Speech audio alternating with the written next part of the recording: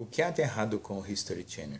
Eu tenho assistido várias reportagens do History Channel, onde ele tenta reconstruir a história antiga, a história, vamos dizer assim, do mundo antigo, conforme está escrito na Bíblia.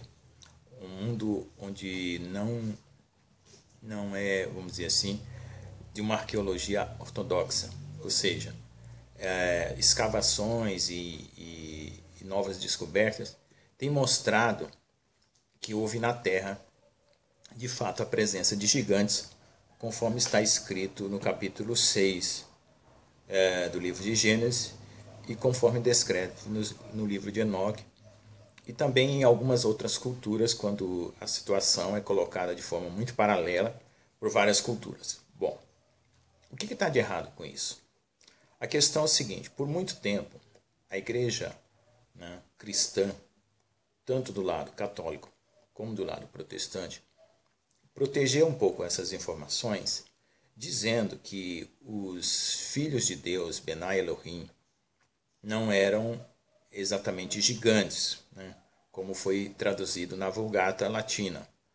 E no hebraico se chama Benai Elohim, e depois tem uma referência aos gigantes. Havia na terra os Nefilins, e também depois que os filhos de Deus, que os Benai Elohim, tomaram as filhas dos homens e dela geraram filhos. Esses foram os homens poderosos da antiguidade. Bom, essa é a citação que está em Gênesis. Quando você lê o livro de Enoque, você percebe que existe todo um panorama mais amplo do que aquela simples citação que está no livro de Gênesis. Ou seja, o livro de Enoque, considerado como apócrifo, fechou essa janela de esclarecimento para o mundo cristão.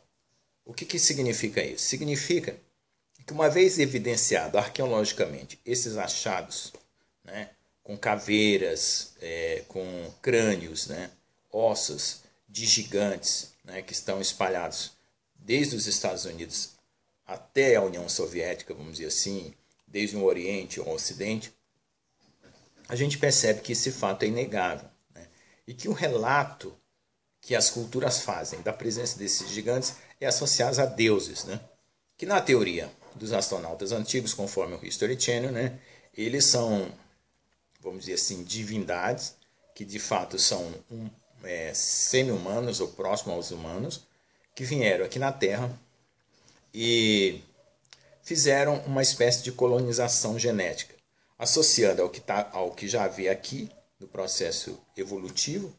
Com uma mutação, houve a criação do homem.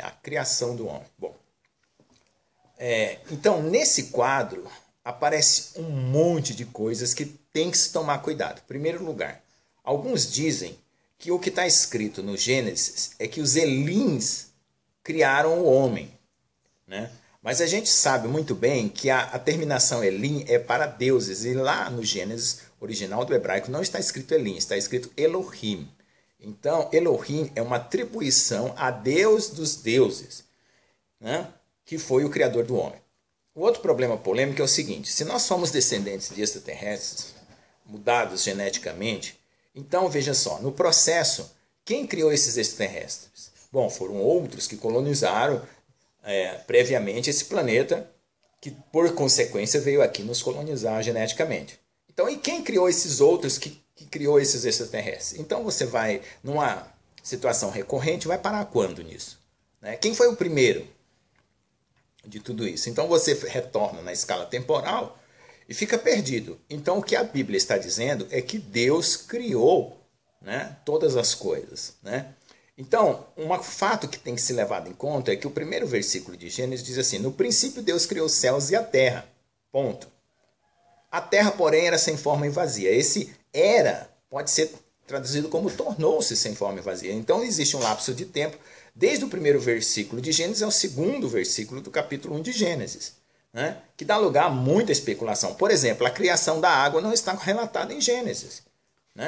Então, disse Deus: haja luz. E houve separação da luz e das trevas. Por exemplo, isso não seria, por acaso, uma separação da luz e trevas, ou seja, aquilo que se tornaria visível do espectro visível, A gente sabe hoje que o espectro eletromagnético é responsável pela luz e que a parte visível é uma estreita parte que é para nós homens. Então não seria essa a manifestação de uma criação para nós, ou seja, de um espectro visível para nós. Então aí dá lugar a muita especulação, que eu particularmente acredito que existe dentro desse lapso do versículo 1 de Gênesis ao versículo 2 um montão de coisas, inclusive a criação da água, a origem da água no universo. Bom, voltando à questão dos gigantes, veja só, o que acontece? Nós temos o seguinte problema. Por quê? O cristianismo, da forma como ele foi conduzido historicamente, desde Constantino até hoje, foi colocado de uma maneira onde coisas foram escondidas para se adequar a uma constituição, né, de fé criada e manipulada, da qual hoje se levanta suspeitas desde o ponto de vista histórico, como do ponto de vista dogmático, religioso, do processo da fé católica e da fé protestante. Nesse sentido, né,